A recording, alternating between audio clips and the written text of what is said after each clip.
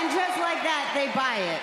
They eat it up. You pander to them, you thank them. I mean, really, people, I thought you were a little bit smarter than that. I mean, it's just so easy to say the name of the city. You cheer. Hey, Stephanie, you cheer. I mean, just come on.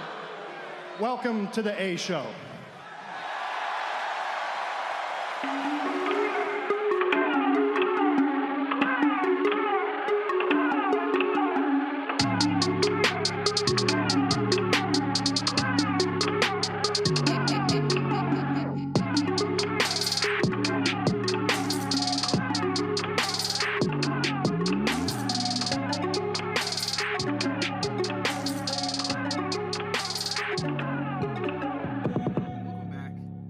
Show with the Kings of Pro Wrestling Podcast.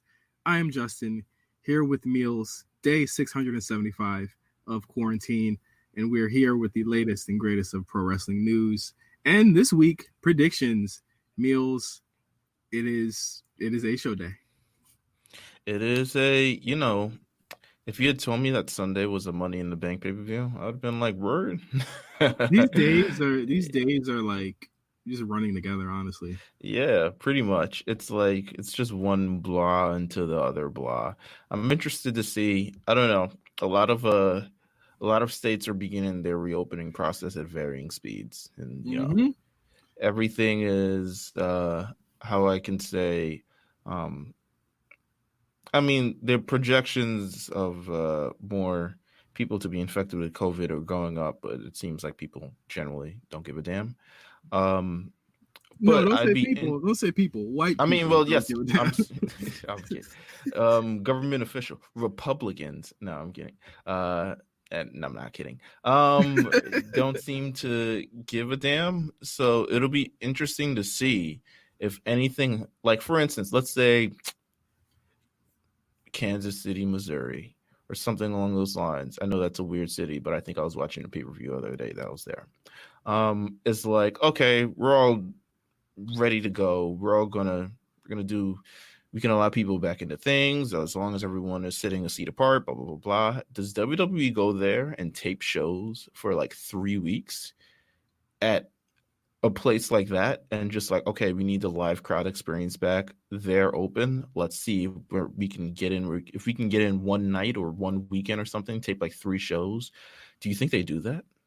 Yeah, I think. I mean, rotating people, wash down everything, which I feel like would be a lot more trouble than it's worth. Than just like not doing it, but wash down everything, spread on everything, rotating people so they're not sitting through 8 hours of wrestling. I think that, I mean, the acoustics are going to be wild because if you're sitting like 2 to 3 seats apart, it's going to be woo, woo, woo. Like, it's I mean, I'm sure WWE, they'll block out the seats so it just kind of look like a shadow or something. I don't know. It's weird.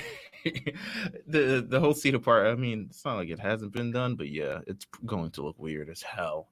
But that's what's been on my mind. That's like my I don't know, COVID consciousness for the last day or so. It's like, hey, if a city opens, does WWE just say like F it and let's just get in there? They're definitely gonna go. I think they're definitely gonna go. I think AEW would definitely go.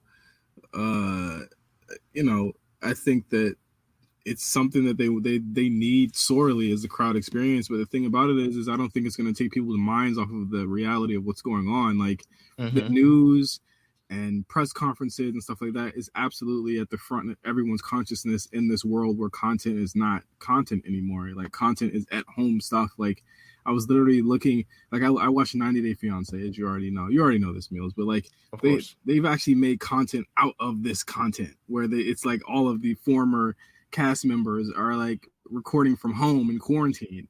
And, it's like there's nothing that we can really do about this type of thing, but WWE is trying to kind of give us the experience. And I don't know if that's on the forefront of everyone's minds here.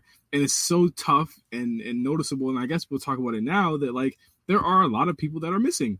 And, you can believe to whatever degree that this is the right thing or not the right thing to do right now. But there are going to be people that are not going to be on air.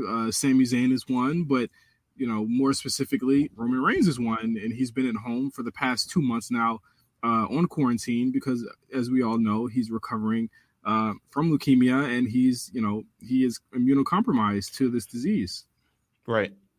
And so someone pointed out yesterday on Raw that during a Seth Rollins video package, they showed the cash-in, the heist of the century, where he pinned Roman, except he didn't pin Roman in the video package. It cut out before you saw the actual pin go down. So this leads more credence to them having Roman Reigns having heat with the back, with the Office.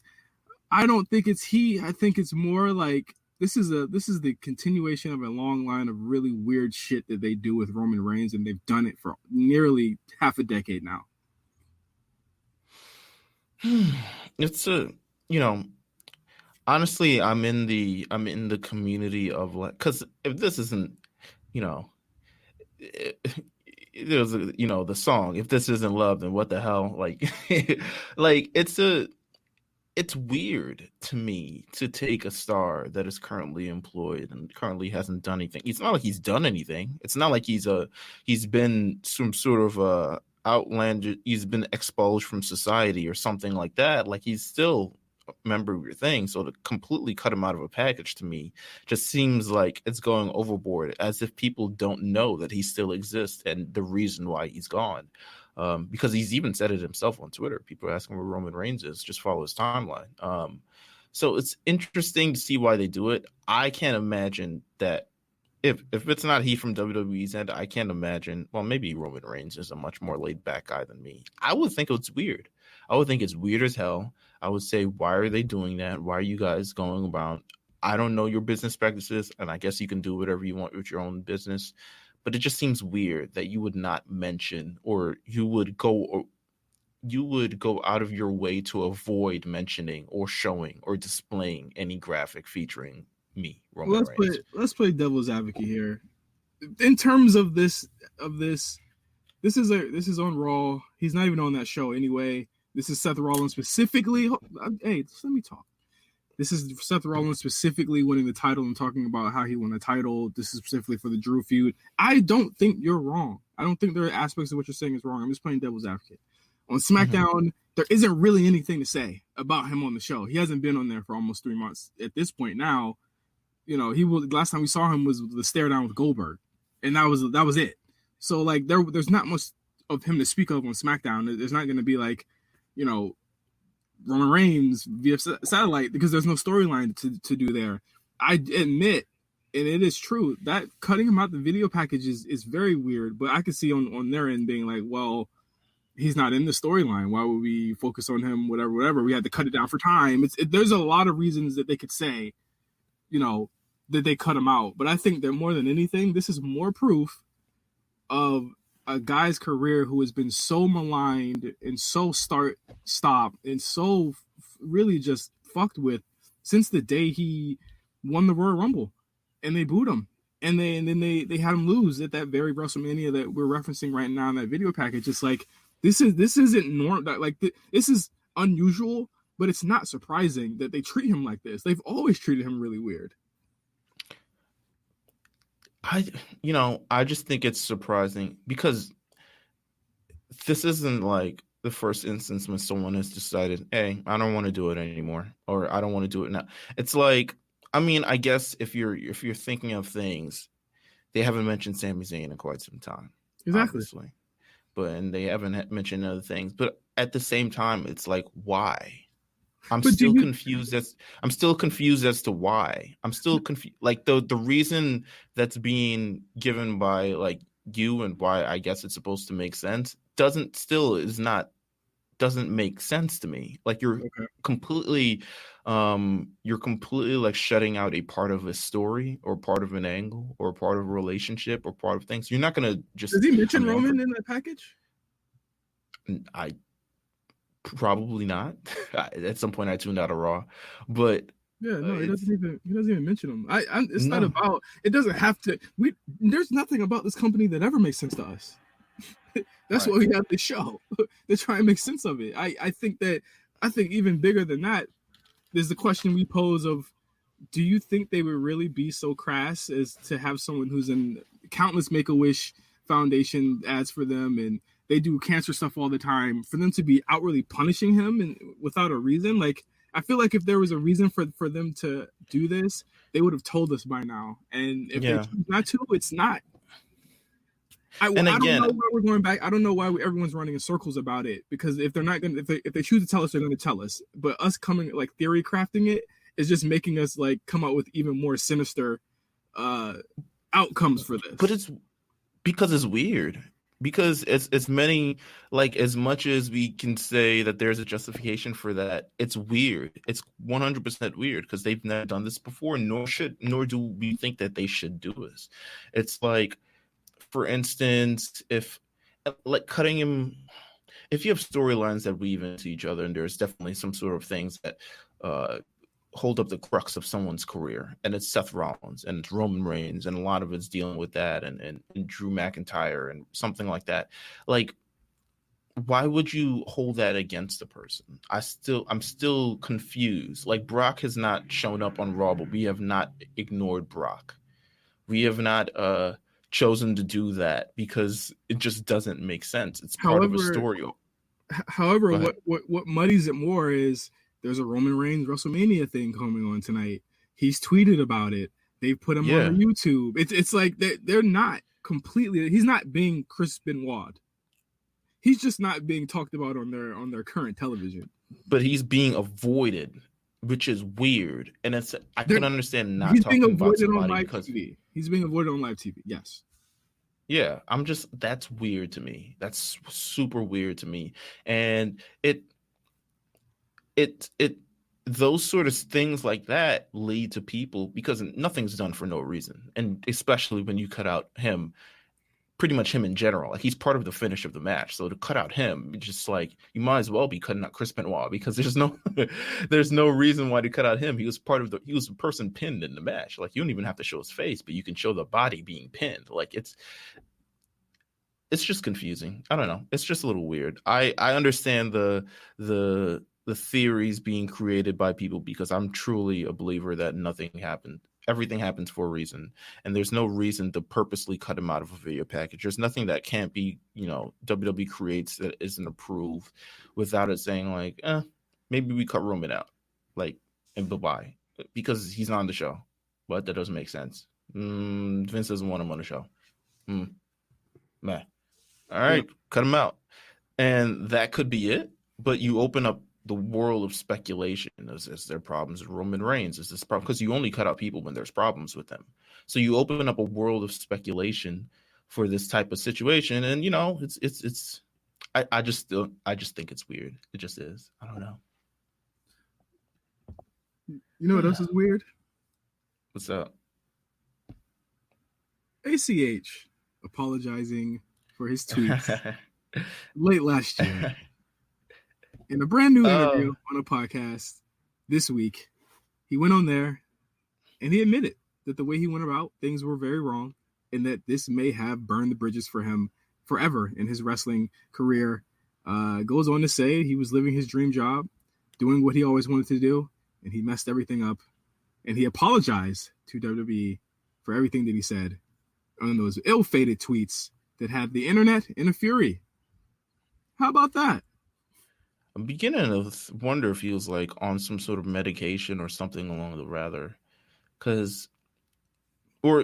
clarity in time really does help with a lot of things. I think with a lot of issues, time helps with a lot of things.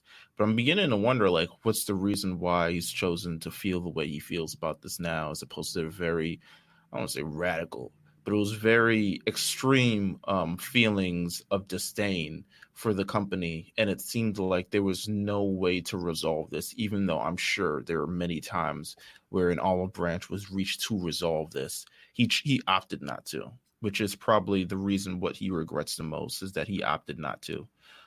Because as much as he can say, I'm done with wrestling, blah, blah.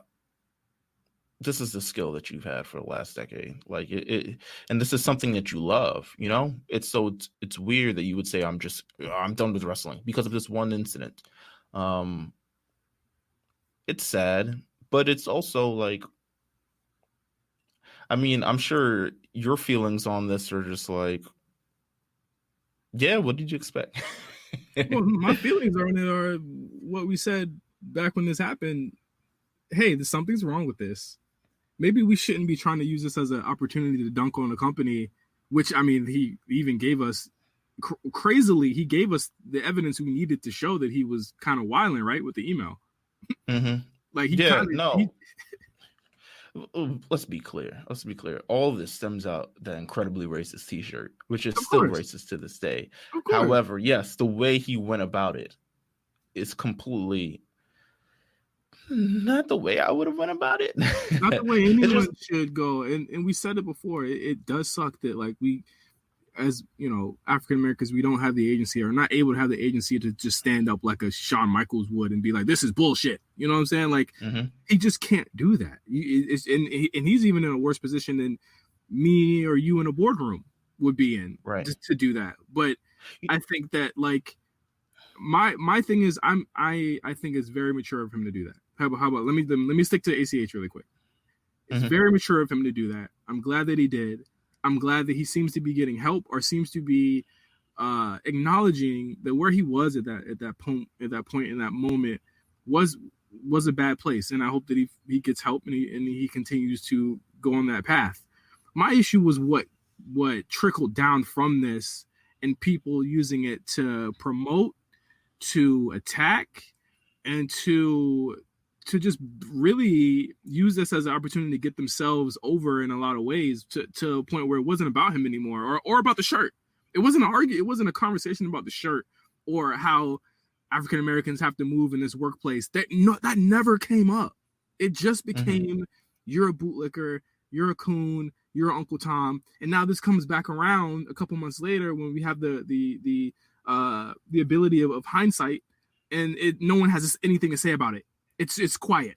No one's going back and saying, you know what, damn, he's looking at it the way that the other guy was looking at it, or whatever. Like, that's what I'm on, is that this guy had some real issues. He sorted it out and he's apologized, but these people are still there on here, within this community, being toxic about this shit. And that's what bothers me about it. In this sort of situation, I can only say, everything you're saying is true, and everything I say is agree with. And I think, all the names and all the stuff like that and blah, blah, blah. A lot of it stems from, I think, people's natural disdain for you for thinking that you're some company guy who just really wants to work for the WWE and blah, blah, blah. And, which is like, and as personally as you, which most people don't, I know you don't really care whether or not you work for the WWE or not. You probably at this point would not prefer it, considering the whole traveling and all this other stuff and things that we've heard, et cetera, et cetera. So, but with that said, it promoted a lot of ugliness from the timeline. There's nothing that I can say that can result from it that I think anyone will change or stand up for. I don't think people are going to apologize for the things that they said or the things that they're going to do. They're just going to ignore it. Like they've ignored the story. The story came up. And just like you, just like me, we saw it. We didn't see the same people who were touting this thing, talking about this in a way where it's just like he did the right thing or something along those lines. There's no one currently out here saving his job. There's no one out here paying him. There's no people making GoFundMe to support him while he did this to apparently stand up for, all of Black people and things like that. There's no one doing that. They're not calling him a bootlicker. They're not calling him a bootlicker. Yeah. For apologizing to the evil empire. They're not calling him that, but it was fine for that to be for everyone else, or to do my issue with it from jump was that there was the amount of white people that were kind of siding and saying a lot of shit, but also the amount of people of color who were using it as kind of like a launching pad. And it's like, whoa, this ain't the way. This ain't the way. There was a bunch of people that were hitting me up that are in way better financial situations saying, nah, he's ruining the bag for all of us by doing this. This, it's just not the way you're supposed to go about things. Period. Yeah. And, probably what you said at the beginning was the most right thing. It's sad that we don't have the agency to be able to stand up and just be like, yo, this is bullshit. Like, you guys should be ashamed of yourself, blah, blah, blah. But I'm sure there was 100% a different way to handle this. We're talking about this like almost more than 6 months later, and we still have the same opinion that like, yo, bro, there was 100% a different way to handle this. And I'm sure he regrets. I mean, I don't know if he regrets it. I don't know if he says that, but I think he would change the way if he could, because quite honestly, he was someone who's going to be looked at as a pretty important guy on NXT. Yeah. And now he's kind of, I don't know where he's at. I kind of wish the best for him. I hope the best for him, because I don't really like to see anyone. I don't know his situation. He's been out of job far longer than this COVID crisis has been going on. So it's not like, hopefully something. And he said he hasn't been able to be booked in certain places in A, B, C, D, E, F, G. So I kind of hope everything is going well for him, because this whole situation could have another adverse effect on your mental, just from the situation we're in. But yeah, I listened to it, and I think he does sound sincere. I think he does sound incredibly mature, and you got to remember, he's like, it's tough for anybody to go back and look back on what they did, especially, there were days he was doing this for days of this type of thing, and he sounded honestly sincere about it. I'll put this out there. I don't think that he has as many enemies in that company as people think he does now. I think that they let him go in a time where they weren't letting anyone go. They let him go because I think they really didn't want him to get help. And I think that if he does, when all of this stuff clears up, I think he'll be back. I really do. And I think that, he should just continue to try and move forward and do things for himself. And I think that there will be a home for him there, because it seemed to me that they wanted a lot, or they expected a lot from him just by the way things were going before he left. So we'll see. But that's my guess, is that this probably endeared him a lot more to people there than we thought it did. Yeah, no doubt. No, I understand that. What else do we have? Did you watch the Triple H Untold? I did. Some great content. Really good, right? I could listen to Triple H talk, because he's a really intelligent guy, and I loved it. And obviously, if you guys haven't seen, this is the I believe it's the 20-year, 25 years, something. It's 20 years of, it's 25 years of Triple H. I mean, maybe we're getting that confused with the 20 years of this match, but they're still uploading Triple H matches to YouTube. I'm like, bro, wasn't that like 2 weeks ago? What's going on? whole year, baby. Yeah. But it's the 20-year anniversary. I mean, it's far from the 20-year anniversary, but still 20 years nonetheless, since this massive feud between Mick Foley and Triple H that kind of changed Triple H's career. And he says multiple times through his documentary that he owes pretty much a large chunk of why he became so successful to Mick Foley really putting his body on the line in certain situations to make him look amazing. And as you can see through this entire Triple H Untold, which kind of goes through the rivalry from, they stretch back from certain moments back in the 97 era, but it really kind of focuses on that Royal Rumble 2000, No Way Out 2000, and even kind of WrestleMania 2000-ish,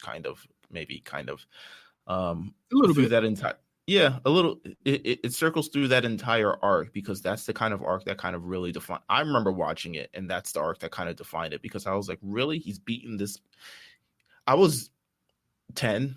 So I was very like, yo, he really beat him like again. Like, I really thought Mick Foley was going to win. And then he got beaten again, and then again, and then again. So it was a great watch to kind of get the behind the scenes take and the behind the scenes voices, and why they've done so much and how much they owe everything, and how important these various promos were to their careers. And as much as you say you like hearing Triple H talk, there's something about Mick Foley who takes professional wrestling to another level and adds another layer to it, and why things should be appreciated more so than just the face value. And they both go in. Stephanie McMahon's there; she goes in as well and talks about this entire thing. What did you think about it? I agree with Foley as well. I think that what we were listening to were two very cerebral, psychological guys talking about where they were at, at that moment. And I love going back to the "I am the effing game" promo. I thought that was really cool to see him talk about in retrospect, and how they cut that. I really like that. You see that snippet of Vince saying that was good at the end. I thought that was really cool to see that type of stock footage and that BTS type of content. But I really did enjoy, without having to watch those matches, both of them very long. You got to see, from their perspective, how they had the crowd in their hands. The one scene that I really liked was when he kicked out of the pedigree, and Foley talked about no one had done that, and that was why they had to escalate to doing it on the thumbtacks, and how that was so dangerous and why that was so dangerous. And you never really think, when you see that, you're thinking of, oh man, he's gonna get thumbtacks in his face, but he talks about his eye, and that's what got me, because as a child, all the way up to this point, I never thought about his eyes, right? I mean, I saw it in his eyes, but I here's the thing: the first time I saw it wasn't when I was 10 years old, because I didn't purchase pay-per-views back then. But yeah, that was a wild visual. It's still wild to think about. It's still cringeworthy seeing a man take a taking a full, I guess, face plant into a bed of thumbtacks, and each of them stinging and pointing and jabbing in your eyes and all over your body. So it's an incredible visual to watch, and it's Undertaker, oof, not there yet. Mick Foley was pretty much like, yo, this is the extremes we had to take. Like, he didn't say it as like, oh, I thought it would be cool to do it. He was like, no, this is what this feud deserves. This is how you step over and go over to that next realm of like godliness in here, and establish and kind of authenticity, add some authenticity to Triple H, as opposed to just being the guy who everyone hates. Now you realize we hate him because he's that damn good. Yeah. And what do you feel about like people's thoughts of Triple H's career? Like, people don't think he had like a great career, et cetera, et cetera. So my thoughts on his career is that, in terms of, I think a lot of it, where he'll go down in that sort of all-time list, a large part of it has to do with, I don't want to say it's in-ring stuff, but there's a portion that's in-ring stuff, but I think it's graduated differently than the other, which is the persona, the longevity, the things after wrestling in terms of what he's contributed to the business. That's what makes him an all-timer. Because there's a lot of Triple H's career that's kind of like, I think people judge. I think people judge a lot towards the Reign of Terror. I think that's what a lot of what people remember is the Reign of Terror. And you know what? It's a large reign, because it didn't just happen. As much as there was that 1 year that he just spent 9 months where he was just with the title, just pinning WCW guys like no one's business. But there's also like the first kind of 2000 to 2009 where you're kind of like, you're like, oh, how did he win 10 titles already? Like, what was really going on? Like, you can't even remember a lot of it. It all kind of blurs together, and maybe that's more indicative of the era than actually Triple H himself. But to me, he doesn't get into his best in-ring bag until like long after, like the current recent era. I would say like the last like 5 to 6 years is the best I've seen Triple H in the ring and he's not in the ring on a consistent level. Maybe that's the reason why it says he's not as banged up or injured, even though he's still old. But he's working at a different rate, and he's working toward the crowd. And I think that's the way we expected people to work. Or that he should have worked from the beginning, but the times were different. It's weird. Times were different. I just thought of something in my brain that's just completely separate from this thing. I'm wondering if the kids who kind of grow up on wrestling now, how will they be as fans? Because they never got to go through the era where is wrestling real. They're gonna get what WWE showing them now, and that there was no one ever had a problem with Triple H. He was always loved. He always had great matches. Yeah, they're never gonna get that, but they also never going to get that aspect because of all these behind the scenes thing, and WWE so clear and open. You don't get the whole like, yo, is that guy working or not? Nah, he hit him for real. Like he does it. You don't get to buy in to what they're really trying to sell you. Instead, now I think maybe it's something different that they're trying to sell you. Like they're trying to sell you if it's real, and obviously a business that you know is predetermined. So your brain kind of works in a different way, but you don't get complete buy-in of like, yo, he really pedigreed him on the thumbtacks and he like killed him, or the Hell in a Cell thing going through the top of the, they still haven't determined whether or not, they didn't announce whether or not that was a planned spot, but I think it was. It was. Which is insane to believe. Look at where he landed, and that just seems like. I also think it's cap that Vince didn't know about the thumbtacks. It's cap. This is 2000. Yeah. He 100% knew the thumbtacks were coming out. Yeah, he told the referee, is like, yo, I'm in no goddamn thumbtacks, and then they put out a bet thumbtacks. Like, I would be surprised and shocked if, you know, I didn't know Triple H was so beat the fuck up after that match. No, the leg, his leg bleeding and all that. Yeah, that one little spot, like it's a spot you don't even think about, like the whole, like, you know, pallet, the suplex onto the wooden pallet, but he had legitimately a part of the wooden pallet jammed into his leg, and then when he took off his boot was full of blood. I was like, oof, that's rough. That's rough. Yeah, it is really it was a brutal match, and I think the Hell in a Cell wasn't my favorite of the two. I did love the Royal Rumble match a lot more. I just felt like it was a perfect match to me. I think it's Triple H's classic next to the Bryan match. Mm-hmm.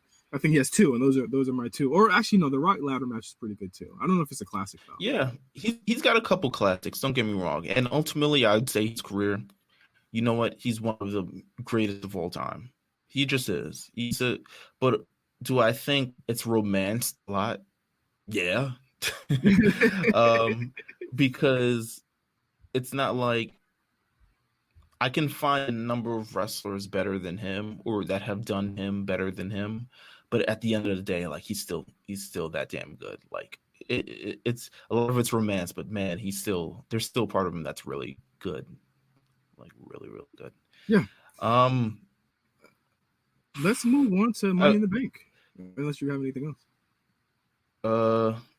I want to note that excerpts are coming out from this Nikki Bella, or the Bella book.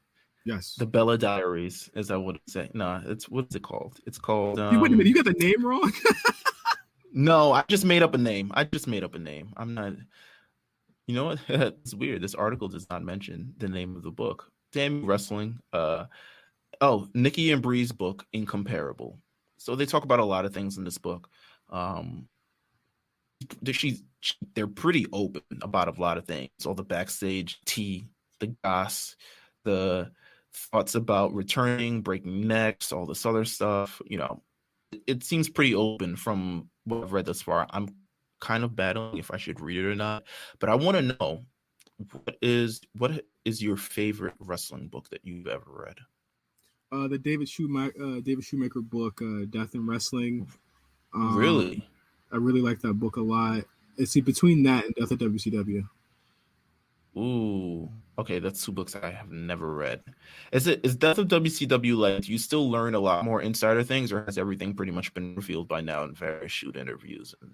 There's some stuff I didn't know. I listened to it on audiobook a year ago. So I mean, I just showed you I was like 31, 32 when I heard it.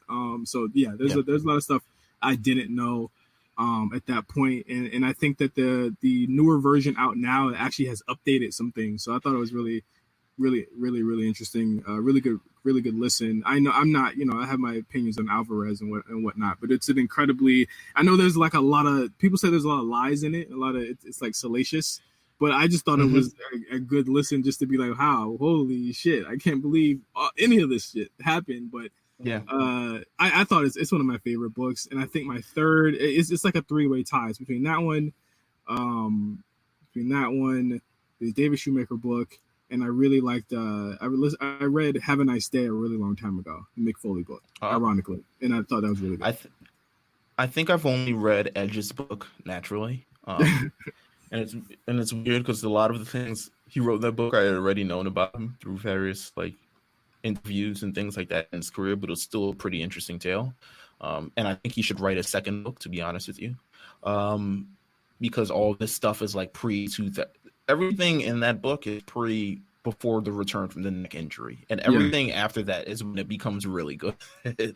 He wins the world title, all this other stuff like that. So that's the only book. I think I've read Jericho's second or third book. And that was the one with Kofi Kingston fighting Vince McMahon on an airplane. So I've read that book. I'm thinking of reading this book just to kind of see, obviously the goss, but also like where they're kind of at and how their whole mental space and all this other stuff like that. Wrestling books are very, very interesting. Not enough of them, in my opinion. There are actually a lot of them, Meelz. We just haven't read all of them. Oh, all right. Never mind. Fuck it then. We're gonna talk about the Bella book next week. We'll talk about it next week. All right.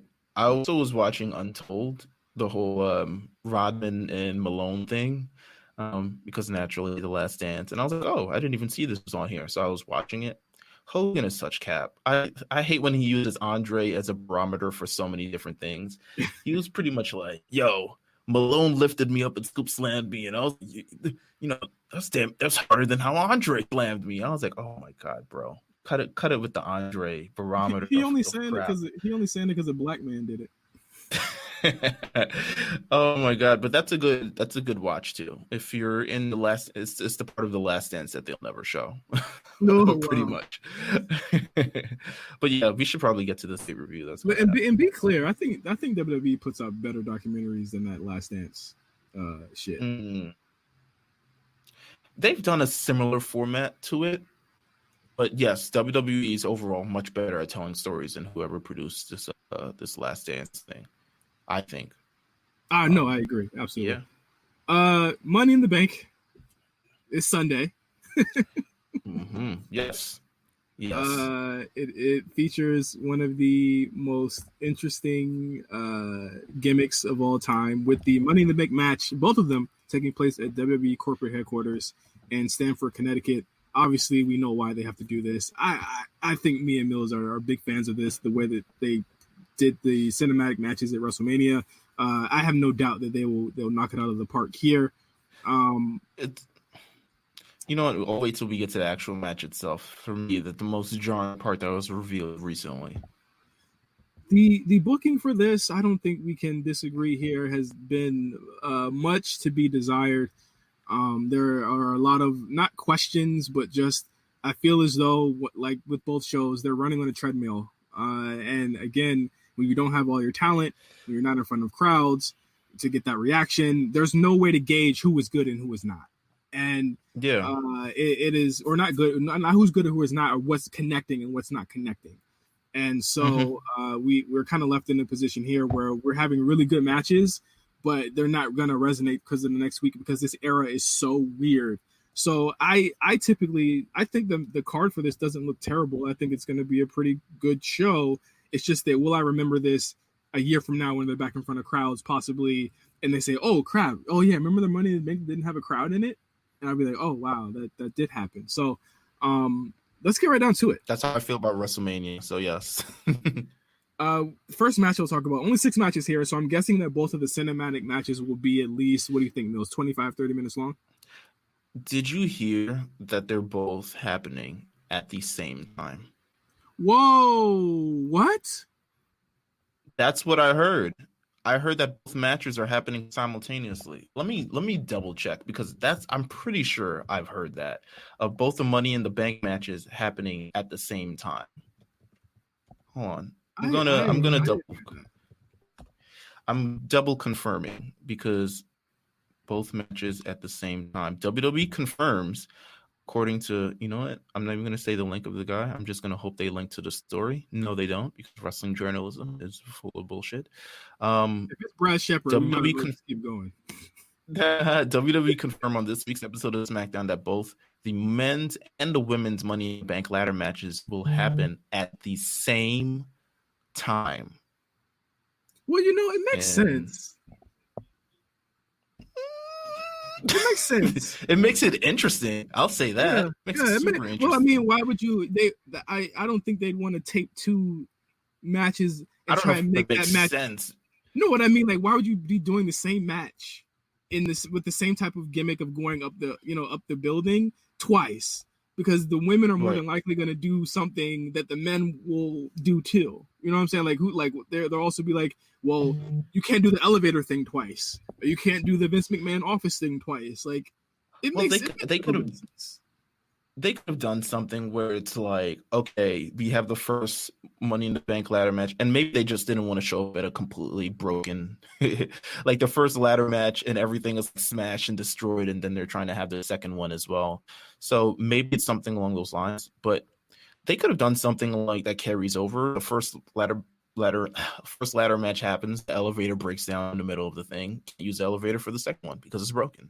So it's, I think they could have managed to switch it up. I think there's a lot more things that could go wrong if you do them separately, as opposed to, or you can make things, I don't want to say things that can go wrong, but you can kind of group things together as opposed to like having to deal with two separate like problems of like, oh, we're gonna need 2 sets of drywall because Otis is going through the wall and there's gonna be a giant hole there, and now we got a giant hole in the wall if something happens. So yeah, I guess now I can understand like why it makes sense, but also like, bruh. But it also sets up some really. It also cool... didn't need to happen in the building. But it's interesting. It's interesting. Yeah, well, but I think of the interactions that you can have with the different participants too, which would be cool. You don't normally get to see all of them at the same time very often, and especially not lately. I think some really cool things can definitely happen there. I'm a little bit actually higher on it now that I know this simultaneously happening, because what if you have Nia Jax helping out King Corbin to get up the stairs or something like that? Like, there's a lot of cool, wacky things they could do. I'm not looking at this, and we'll get to it when we talk about it. I'm not looking at this match as a match. I'm just going to strictly talk about the winner because I don't know what to expect with these two matches. Yeah, 100%. First up, six matches on this card, by the way. We have a fatal 4-way tag team match for the WWE SmackDown Tag Team Championships. The New Day versus Miz and Morrison versus the Forgotten Sons versus the Lucha House Party. It doesn't look like they're going to be doing any screwy, only one person from the team will defend it type stuff like they did at WrestleMania. So this looks to be a straight up match.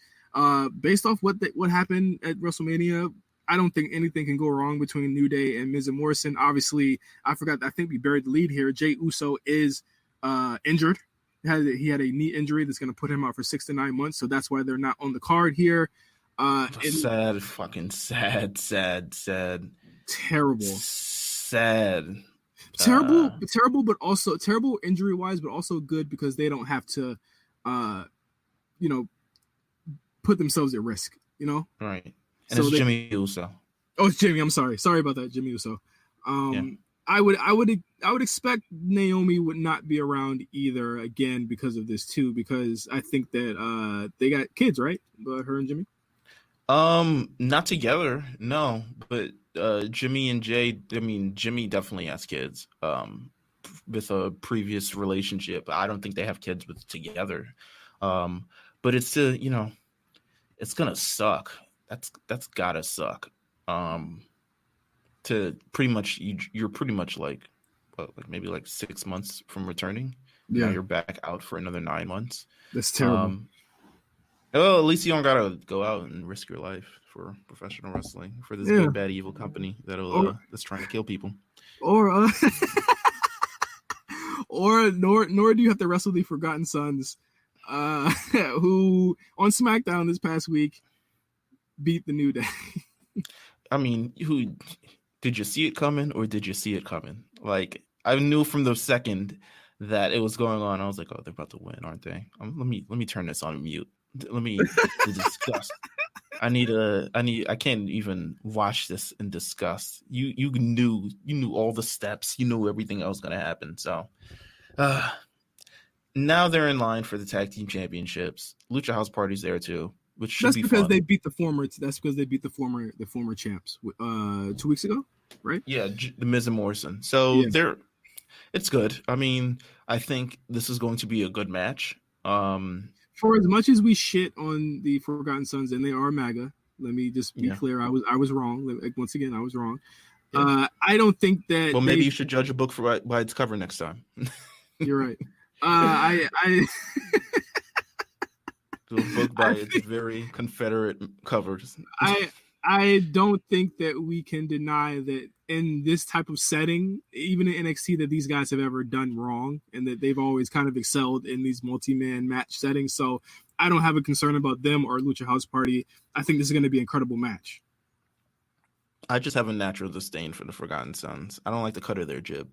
I don't really like them. They haven't done much for me in NXT.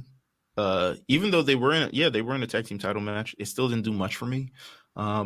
So if they manage to win, I'd be very, very.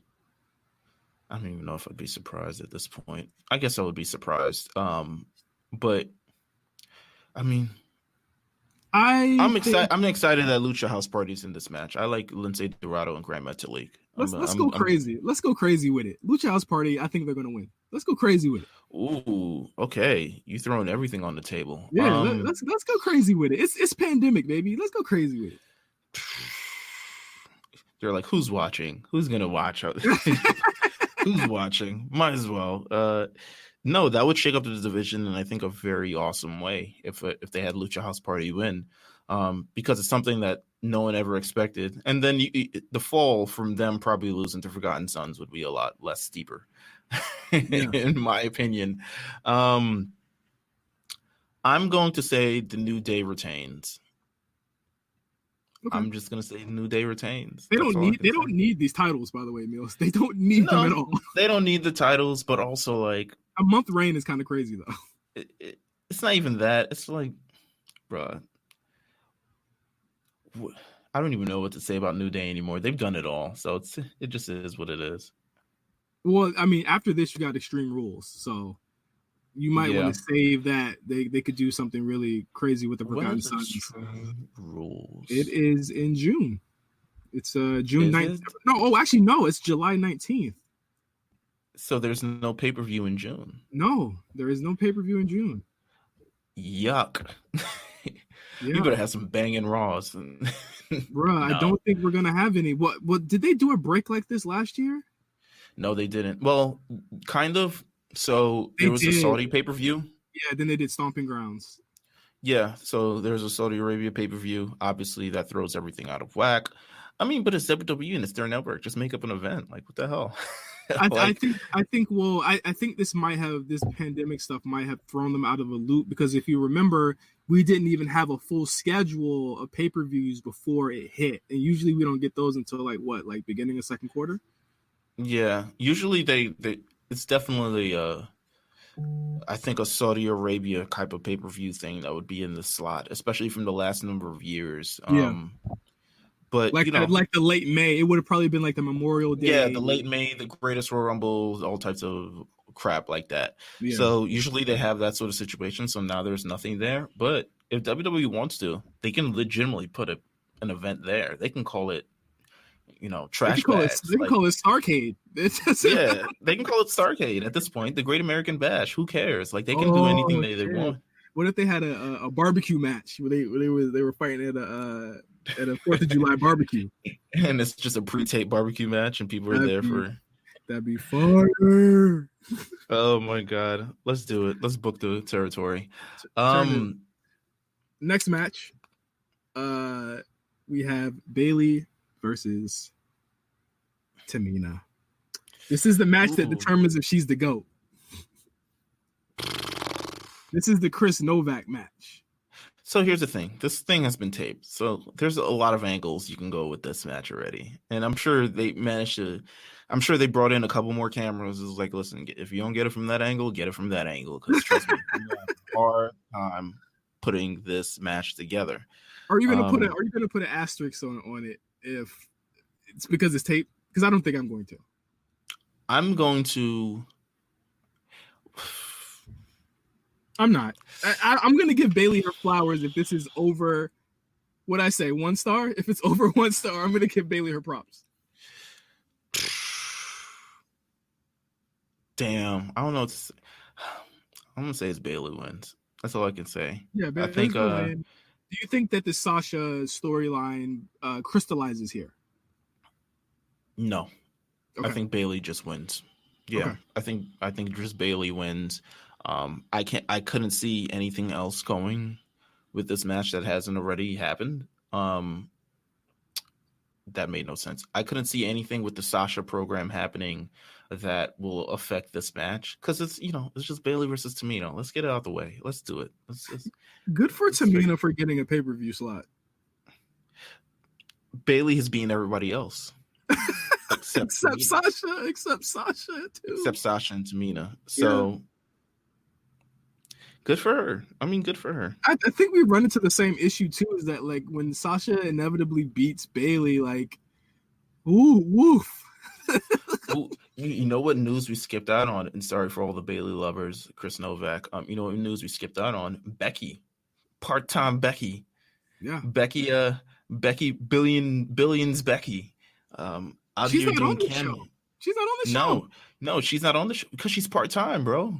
She's part-time now. You don't know that? She's got Hollywood, Hollywood sites is what I'm hearing. Is the hot goss around the water cooler at the Performance Center. She's got Hollywood sites. She's part-time now. Let her go. Let her do it. Yeah, she out here, she defends the title whenever she's around, I heard she was injured. I want to say she was injured or something like that. Well, also Kevin Owens also injured, ankle injury from that ill-advised fall from the sign at WrestleMania. Damn, who would have thunk it? Oof. So that's why he hasn't been mentioned for the past month. Well, listen. Let me stop. I was about to say something. I mean, Bailey wins. That's all I can say. Bailey wins. All right. Next up, Braun Strowman versus Bray Wyatt, not the Fiend, for the Universal Championship. Okay. Oof. This is your first. You get the title, and this is your first defense. This is worse than Kane. Oof. So this doesn't end here, obviously. No. There's no way this ends here because, like, what else? I mean, honestly, what else is there? So there's no way this ends here. Braun Strowman versus Bray Wyatt, to me, I don't think anyone's looking forward to it. I would be open for them to surprise me, but considering Bray Wyatt's current gimmick and how Braun Strowman wrestles, I highly doubt it. It's gonna be like the Miz Bray match, right? Where he's like just taking punishment. Yeah, he's gonna take punishment and eventually kick out, and then maybe win or something nefarious. I don't know. Do you think Bray needs a person with him? Does he need I won't say a heater, a lady, a valet, or something? They just need to stop. They need to work with his creative around these Bray Wyatt versus Fiend match, like the differences and stuff like that. Like they need to just work on that. I think that this is an ill-advised. I think they should have drawn this out a lot more and maybe done like Strowman facing someone who wasn't this unbeatable entity yet. Maybe he should have gone against like Cesaro or Nakamura at the pay-per-view and then draw it out to do Bray at SummerSlam. Like they shouldn't have just ran straight to this program. I think right. They should have stretched it out a little bit more to eventually, because we're going to get to the Fiend. I do think eventually Braun's going to lose it to the Fiend, and I do think that whenever Redacted Reigns comes back, he's going to get the title from Bray. But I just think this is a bad start for Braun's run. But hey, I don't care about his run at all, so I'm not going to complain too much. I think it's going to be a no contest.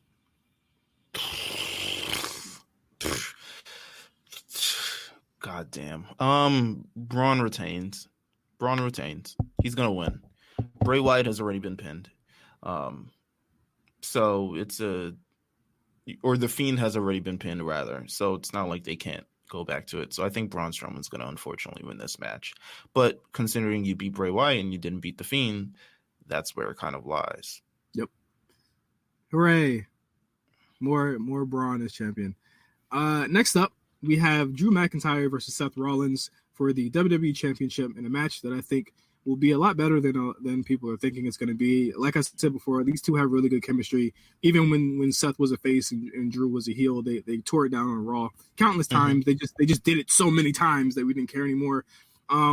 It's obvious here Drew's going to win. My question for you, Meelz, is like, do they continue this and make it an Extreme Rules match afterwards, or like who's next for Drew here? Because his reign, and a lot of people, I caught flack strangely from a lot of people last week for saying, I don't feel, I'm not feeling it. I like him. I'm just not feeling it. I love how you caught flack, and I definitely was saying that for like weeks. But you know what? You're you, man. You're the bootlicker. Yeah, I'm the. Well, how can I be a bootlicker at that point? Like, I don't know. I don't know anymore. I've been hinting at my feelings regarding this reign for weeks, and no one has let me know that it just happened, and that I shouldn't feel a type of way about it because Brock Lesnar doesn't have the title anymore. It's like, well, guess what? You can put the title on a person that you can have a reign. Which is, I mean, I think in a vacuum, the reign itself completely is separated from the situation that was had previously. One doesn't equate the other. One isn't a result of the other. You're coronating Drew as champion because he deserves it, not because you wanted the title off of Brock Lesnar, even though that's what happened anyway.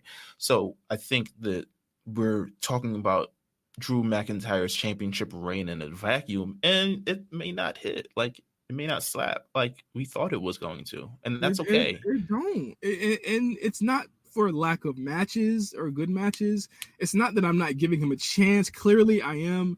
I'm just saying I'm not feeling it because I feel like I want to hear the crowd say 3, 2, 1, and I can't. And I mean, I'm allowed to be a little bit selfish about this because it's fucking fake. It doesn't matter, and it's my opinion. I'm not trying to be, for once, the voice or a voice of, you know, someone important about this. I'm just not feeling it because I just feel like he works better with a crowd, and I think he's a great competitor. I think he's a great wrestler.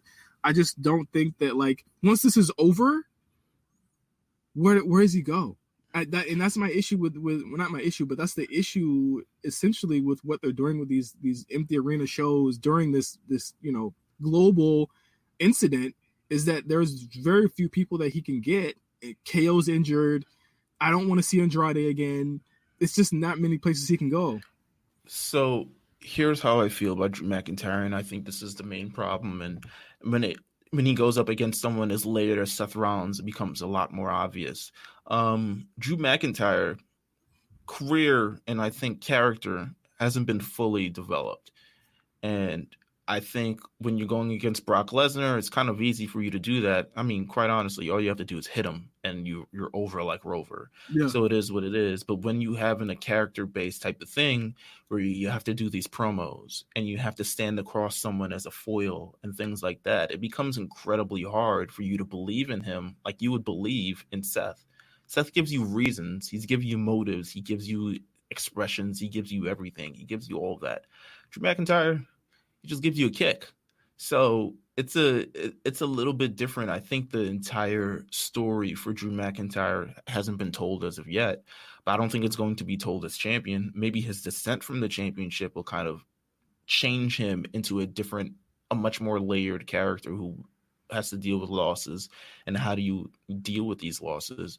But I think at the end of the day, it's like ultimately, and it's a lot more obvious with these, you know, these things. He's a big guy and he's just a force, and he's just a person who has good matches and kills things. But maybe that's not what we all, maybe when we put him across all these different characters who seem to be fully fleshed, there's a lot more. There's a lot more out of them than, you know, we get out of Drew.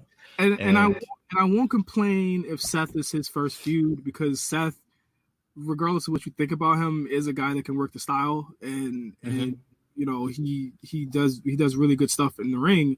But I think that when, like I said last week, if we're in a crowd setting right now, I think people are going to be cheering Seth and booing Drew, and I really do think that. Yeah, because people, there's a lot more to grab onto with Seth than there is to Drew. In the previous one, there's a lot more to grab onto Drew than there was to Brock. Drew was, you know, on the ascent, and Brock Lesnar was a stagnant champion. So it's kind of like there's a lot more to grab on with something new.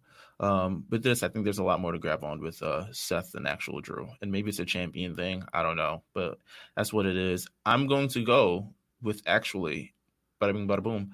I think I want to say, do I want to say Drew McIntyre wins? I'm kind of thinking Seth. Nah. All of this for Seth to win it back, Meelz. I mean, all of this. I mean, goddamn, pal. Like, and to be clear, Seth is like their golden boy. That is who they go to in a weirdly Triple H way. That's who they go to whenever they have nothing left. I just don't. Listen, here's why, and it may not. I mean, this pay-per-view has been taped already. FYI.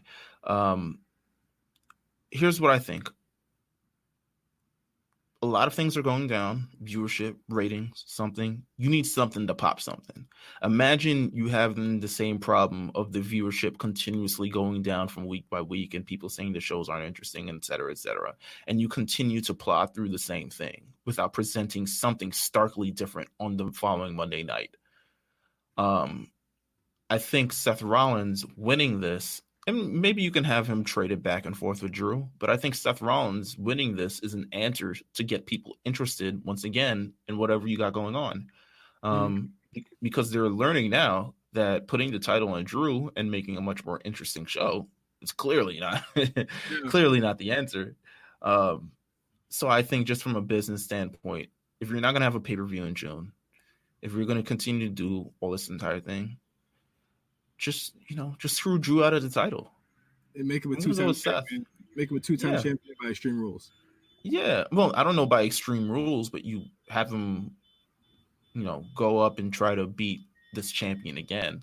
I think honestly, if I were WWE, I would put it on Seth Rollins. Interesting. So I'm gonna go with Seth Rollins. That would break the internet, boy. Let me tell you. All right, really quickly. Drew. Yeah, let's go through these simultaneous Money in the Bank ladder matches. Yeah, really quick, because we don't know. Once again, we don't know what. Same thing with the Boneyard thing and stuff from last month. We don't know what this is going to look like. So, the Money in the Bank ladder matches. The men's one will be Daniel Bryan versus Rey Mysterio versus Aleister Black versus King Corbin versus Otis versus the newly returned AJ Styles, who came back last Monday on Raw. And for the women, you have Asuka versus Shayna Baszler versus Nia Jax versus Dana Brooke versus Lacey Evans versus Carmella. Can't say I'm too big of a fan of the women's side. I think the men's one will be interesting in a regular match. It would have been really cool, but from the women's side, I'm sorry. I still don't think anyone but Shayna or Asuka could win this.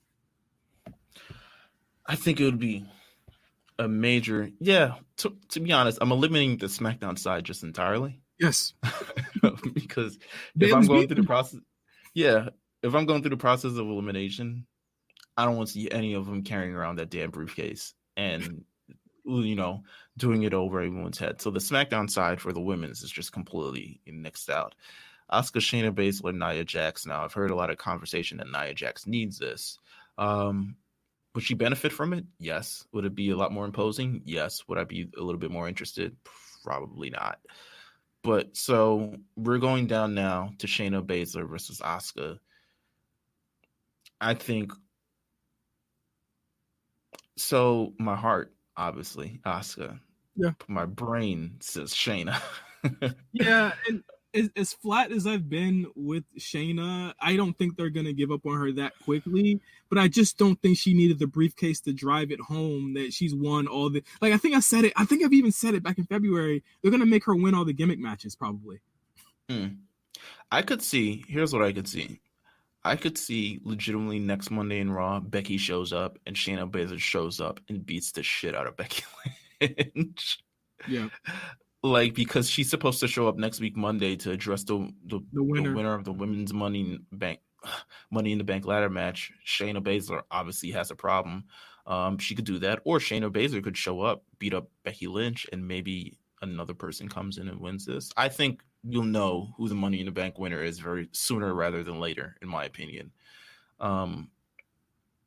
Asuka versus Shayna. Asuka or Shayna. I'm gonna Asuka go versus Shayna. Shayna. I'm gonna go Shayna. All right, just for interesting sake, I'm gonna go Asuka. Okay. Yeah, I mean, you can't go wrong. There's a story there. Becky allegedly beat her demon, but this is a goofier, funnier, more dangerous Asuka. I think Asuka's characterization here as a mix of her final third of her NXT tenure with the beginning of her WWE main roster one is a really cool mixed with thing. Kana Chan. Yeah, mixed with Kana Chan is really dope characterization. I think for someone who was very lost for 2 years, she's finally, it feels like she's comfortable here now. And yeah, I really love seeing her on TV. I think that, if she didn't have a belt, I wouldn't be sad. I would like to see her get one run though. So yeah, I agree. We'll see. As far as the men, I think this really goes down to Alistair and AJ, right? Like that's the feud they look to be having coming out of this. Yeah, I think Daniel Bryan at this point, I don't think he's going to win it. Rey Mysterio can't see him winning it. Baron Corbin, they've been done with him as far as that goes for a while. Otis can't see winning it. Otis would be wild. Otis would be a grand misuse of Bruce Pritchard's powers. Because I know he loves that fat man. Aleister Black versus AJ Styles. You know what? I see it on AJ because he's it adds a little bit more to Apollo Crews' story as well. If they decide to go that route, that he just missed out, and then the guy who took his place ends up winning the entire thing.